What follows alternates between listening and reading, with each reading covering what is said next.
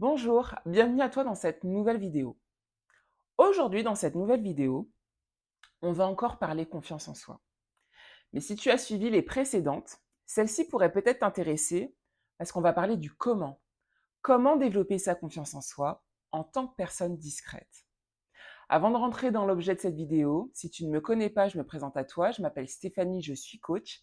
Et mon intention avec cette chaîne YouTube, mais également dans mon activité de coaching, c'est d'aider les personnes qui sont discrètes à développer leur confiance en elles afin qu'elles puissent exprimer leur plein potentiel.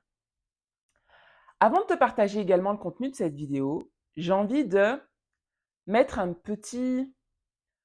petite alerte. Très souvent, d'ordre général, les personnes sont très friandes du comment. Comment, en fait, je peux faire telle et telle chose? Comment je peux solutionner mon problème? Comment je peux... Bref. Et s'attendent aussi très souvent à avoir une solution miracle qui va faire que le problème peut-être qu'ils vivent ou que tu vis soit solutionné d'un claquement de doigts. Moi, en fait, avec cette vidéo, mon intention, c'est de te partager les fondamentaux et les bases pour développer ta confiance en toi. Donc, clairement, je ne vais pas te poser des solutions miracles à travers cette vidéo. Par contre, si tu suis les différents points que je vais te présenter à travers cette vidéo, je peux t'assurer d'une chose, c'est que tu seras déjà en chemin pour développer ta confiance en toi. Donc maintenant, rentrons dans le vif du sujet pour le premier point. Le premier point que j'ai envie de te partager pour t'aider à développer ta confiance en toi, c'est de te demander pourquoi tu souhaites développer ta confiance en toi. Pour moi, c'est le plus important, c'est la base. Pourquoi tu souhaites développer ta confiance en toi? Prends le temps de répondre à cette question et de poser tous les éléments qui te viennent. Et peu importe les raisons, ce sont les tiennes. Pourquoi je dis ça? J'ai déjà échangé avec de nombreuses personnes et beaucoup, en fait, d'entre vous, quand vous m'exposez, en fait, vos raisons, les problématiques que vous vivez et pourquoi, en fait, vous voulez, par exemple, pour certains d'entre vous, développer votre confiance en vous, certaines personnes vont me dire, oui, non, mais voilà, je ne sais pas si tu me comprends, c'est peut-être un peu bête, etc. Mais je voudrais développer ma confiance en moi pour telle et telle raison, parce que je vis telle et telle chose. Il n'y a rien de bête. Il n'y a rien de bête. Tes raisons sont les tiennes. Si parce qu'en fait, pour toi, telle et telle chose, c'est important pour toi et c'est ta raison à toi qui fait qu'aujourd'hui, tu veux développer ta confiance en toi. Il n'y a rien de bête, en fait. Pose toutes les choses qui font qu'aujourd'hui, tu as besoin de développer ta confiance en toi. Ça, c'est la première chose. Donc, demande-toi pourquoi. La deuxième chose, c'est définis ce qu'est pour toi avoir confiance en soi. Ce point-là aussi, pour moi, il est très important. Pourquoi? La confiance en soi, c'est subjectif, en fait. Toute personne n'aura pas forcément la même définition de ce qu'est la confiance en soi. Peut-être pour moi et pour toi qui me regardes, on n'a pas forcément les mêmes besoins dans le développement de notre confiance en nous. Peut-être moi, dans ce que je recherche et que dans ma définition, pour moi, avoir confiance en soi, c'est peut-être faire certaines choses, atteindre certaines choses, etc. Sauf que mes attentes à moi ne sont pas forcément tes attentes à toi, en fait.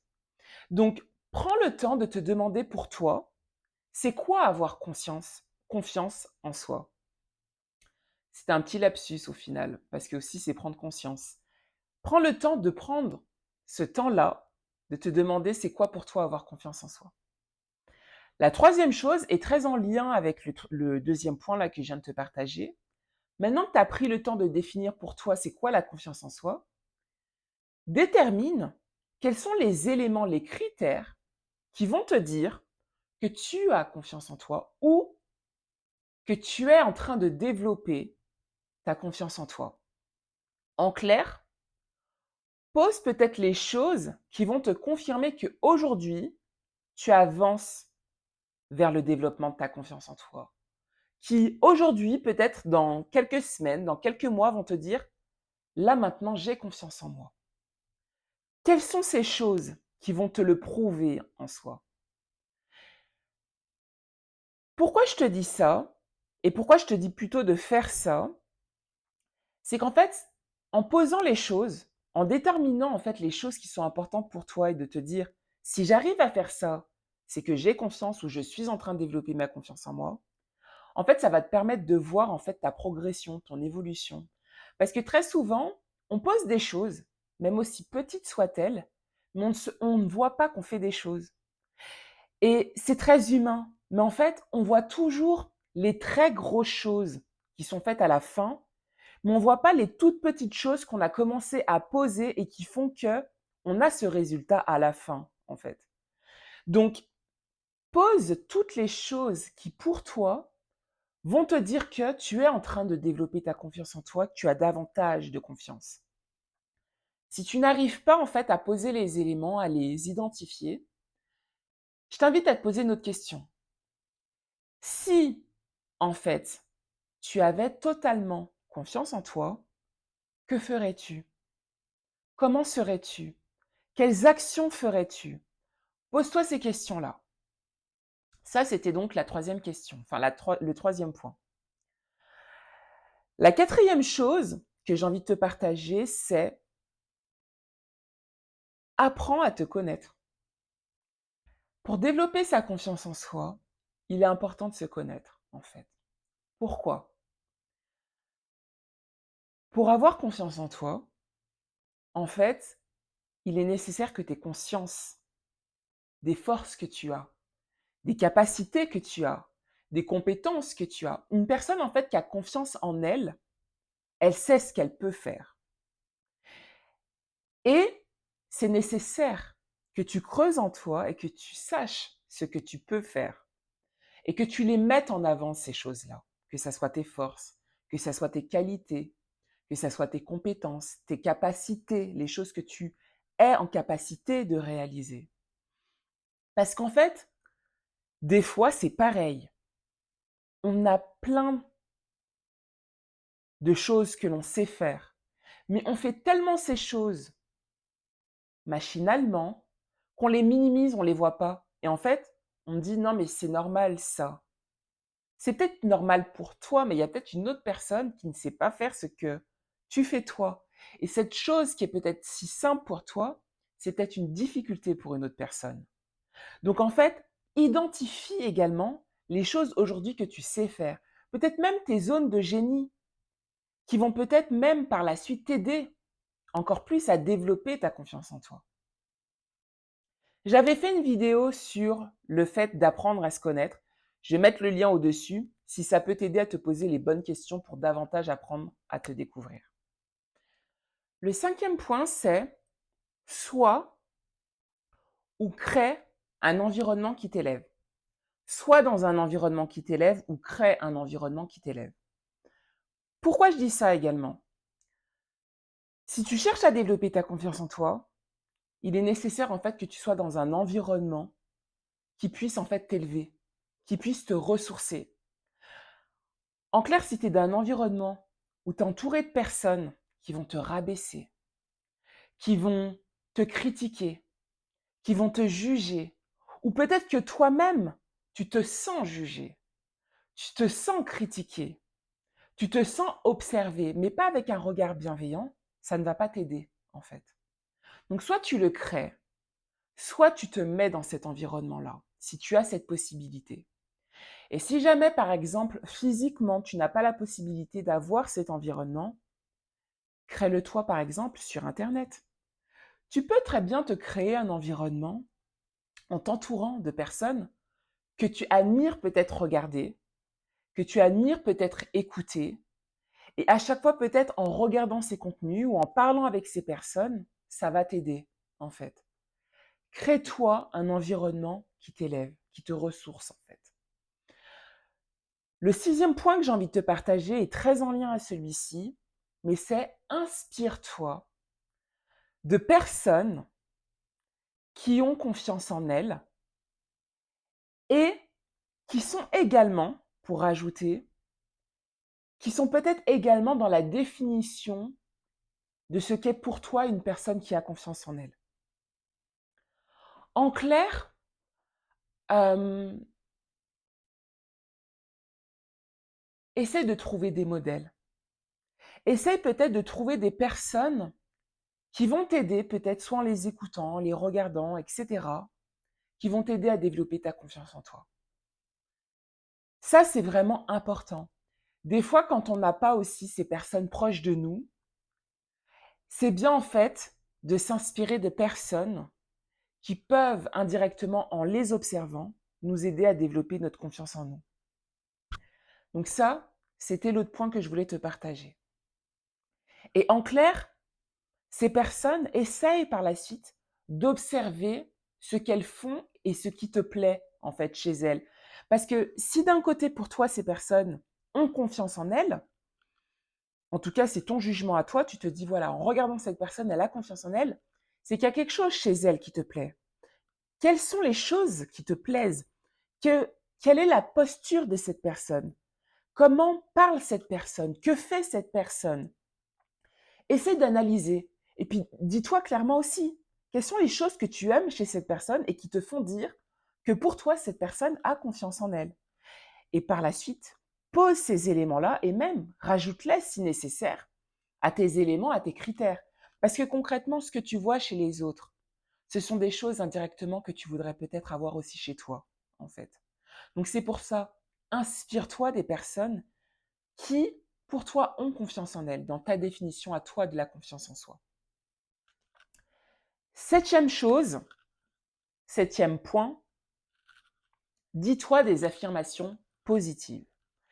Alors ce point, je l'ai mis maintenant, il fera sens avec le prochain, mais c'est parce que, à mon sens, des fois quand on a envie de faire des choses, il peut être bien de se rassurer soi-même. Et en se disant des choses, pour moi, ça peut être un très bon, ça peut être une très bonne chose en soi. Ça va peut-être paraître bateau, et j'aurais pu le dire dès le début de cette vidéo, mais en fait, pour développer ta confiance en toi, il est nécessaire que tu puisses croire en toi, en fait. Toi, tu dois être la première personne à croire en toi. Et ça peut très bien passer en te disant justement des phrases positives, en changeant ton discours interne. Concrètement, si tu sais que tu dois faire certaines choses, tu peux commencer, sans avoir posé ces choses-là, déjà à te rassurer en te parlant à toi-même, en te disant des fois des choses, des phrases et des choses assez simples. Par exemple, je suis capable, je peux le faire, je suis compétente, je suis compétent pour l'action que je dois réaliser.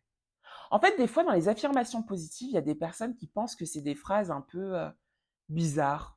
Enfin voilà, un peu. Des fois, c'est un peu ce que certaines personnes pensent du développement personnel, que c'est un peu perché, etc. Sincèrement, quand je te dis ces phrases-là, est-ce que toi, tu trouves que c'est perché de te dire je suis capable, je peux réussir, je peux le faire, je suis compétente, je suis compétent, je peux y arriver, etc. Est-ce que c'est perché? Non. Et ça, en fait, pour moi, se dire à chaque fois ce genre de phrase, tu t'envoies aussi dans ton cerveau des choses qui vont faire que tu vas te créer, en fait, de nouveaux scénarios. Tu vas envoyer aussi à ton cerveau le fait de lui dire, tu peux te faire confiance. Tu peux y arriver. Et en fait, ça va t'aider, en fait. Parce que très souvent, et ça c'est très marrant, mais les personnes ne, n'ont pas de, n'ont pas conscience et ne vont pas croire, par exemple, aux affirmations positives. Mais indirectement, mettent énormément de force dans les affirmations négatives. Parce que par contre, pour se dire, non mais je suis nul, j'y arriverai jamais, je peux pas faire ça, etc. C'est hyper simple. Mais est-ce que ces affirmations que tu te dis en boucle t'aident? Et même dans le développement de ta confiance en toi, est-ce que ça t'aide de te parler comme ça? À l'inverse, tu peux pas te dire justement des affirmations plus positives. Donc en fait, faire ce travail-là, c'est très important. Le huitième point, justement, qui est très en lien, eh ben, c'est de passer à l'action. Ce point, c'est pas le plus simple. C'est pas le plus simple, mais c'est un des points les plus importants. également. Parce que la confiance en soi, et je l'ai déjà dit dans une vidéo précédente, désolée, c'est que la confiance en soi, elle se développe dans l'action et non pas dans l'inaction. La confiance en soi se développe dans la pratique et non dans la théorie uniquement. Donc au final, même les points que je t'ai énumérés précédemment, c'est pas simplement de la théorie, parce qu'en fait, ça te demande de la réflexion et ça te demande de poser les choses. Donc tu agis en fait. Si vraiment tu te poses ces questions-là et tu poses les choses par la suite, tu es en action déjà. Donc tu es déjà en chemin pour développer ta confiance en toi. Là vraiment, quand je te dis aussi de passer à l'action, c'est si tu as pris le temps d'analyser les différentes actions qui te seraient nécessaires pour développer ta confiance en toi et qui feraient que pour toi tu as confiance en toi, c'est de commencer à les découper. Je te donne un exemple. Si par exemple, pour toi, développer ta confiance en toi, c'est prendre la parole en groupe. Aujourd'hui, tu n'arrives pas en fait à t'exprimer en groupe.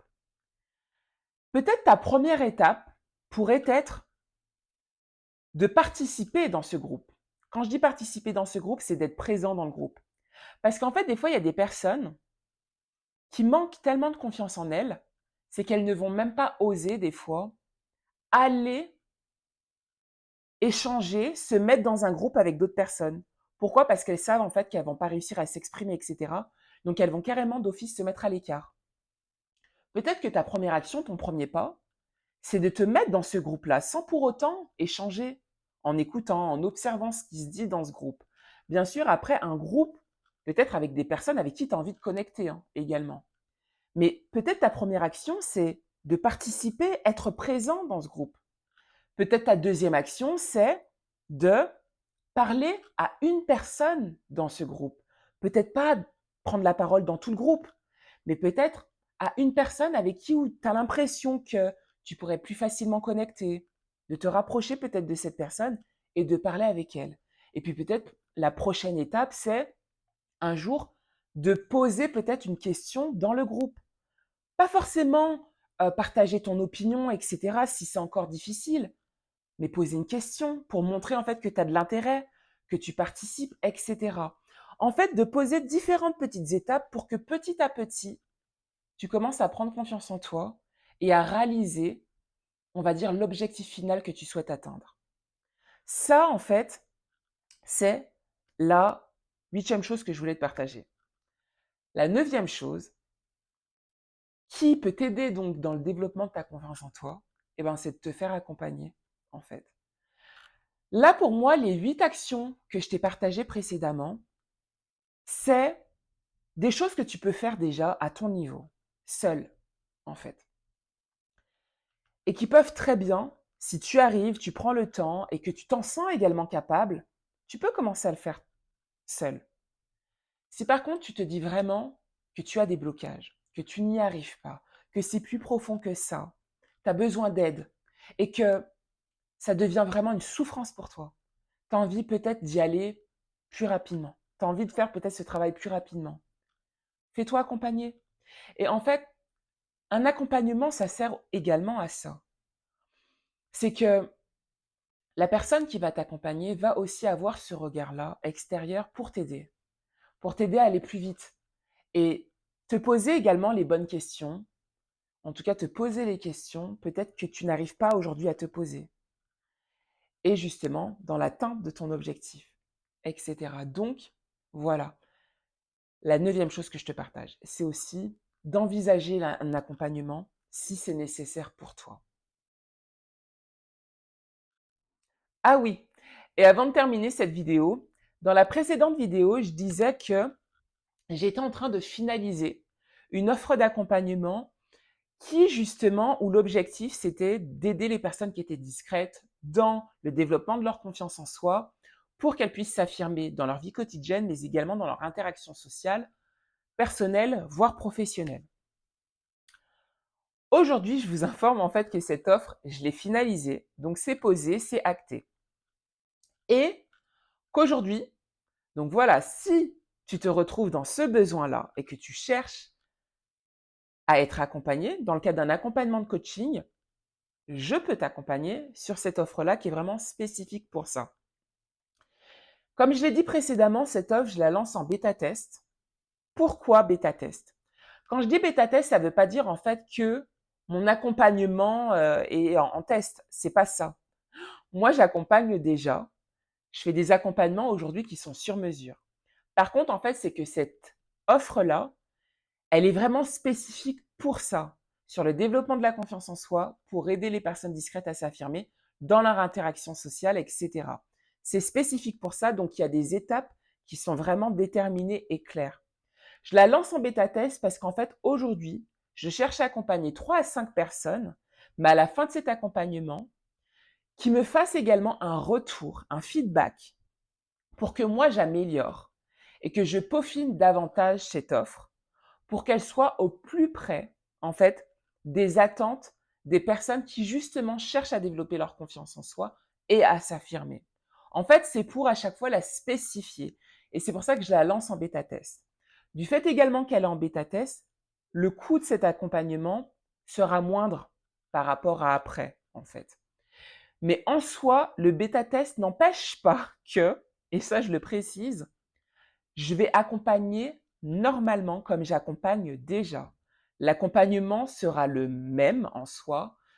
Je vais coacher comme je coach habituellement. Ça ne change en rien. La seule chose, c'est qu'en fait, je vais simplement attendre des personnes qui souhaiteront en tout cas faire cet accompagnement, un retour par la suite pour que moi j'améliore encore plus cet accompagnement, en fait, que je le spécifie et qui réponde au plus près des attentes et des besoins, euh, voilà, des personnes qui rencontreraient cette problématique. Mais en soi, voilà, euh, l'accompagnement est, comment dire ça, et c'est un accompagnement tout court en fait, tout court. Donc voilà. C'est ce que je voulais dire. Donc si après, par rapport à ça, ce que je viens de te dire, ce que je viens de te présenter, ça te parle, et même le contenu de cette vidéo, tu ressens que tu as envie de développer ta confiance en toi, c'est peut-être aussi quelque chose qui est important pour toi, et tu voudrais te faire accompagner dans le cadre d'un accompagnement de coaching, tu peux faire appel à moi. Je vais mettre toutes les informations en description de cette vidéo si tu souhaites prendre un premier rendez-vous avec moi, qui est totalement sans engagement, mais qui va me permettre également donc de faire connaissance avec toi, de comprendre également et de connaître ta problématique et à savoir si moi je serai en mesure de t'accompagner et de t'aider, en fait. Soit sur cette offre-là, soit sur une autre problématique et dans ce cas-là, ça sera un accompagnement sur mesure et après on voit ça ensemble. Tout simplement. Donc voilà, je m'arrête sur ces mots. Si cette vidéo t'a plu, n'hésite pas à la liker, à la partager si tu sais qu'elle peut aider quelqu'un. N'hésite pas à me commenter si en fait tu voudrais me faire part de certaines choses. Ça me fait également plaisir de te lire, de vous lire et de vous répondre par la suite. Et n'hésite pas à t'abonner si en fait tu as l'habitude de suivre mon contenu. N'hésite pas à t'abonner, à cocher sur la petite cloche pour être informé de l'apparition des nouvelles vidéos. Et puis j'ai envie de te dire, à bientôt dans une nouvelle vidéo. Bye.